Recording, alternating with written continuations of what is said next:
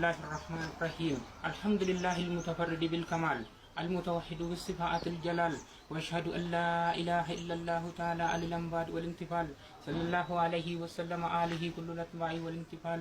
اما بعد الله يا الله الله رب العالمين ترارمي يموتي زلالمي الله يا الله الله رب العالمين ترارمي يموتي زلالمي الحمد لله مالك الديان شكر كيت يا ربي الله يا رحمن harkaan nurra qabdee hoggaan nu keenyaani walitti nu fiddee kunoo jireenyaani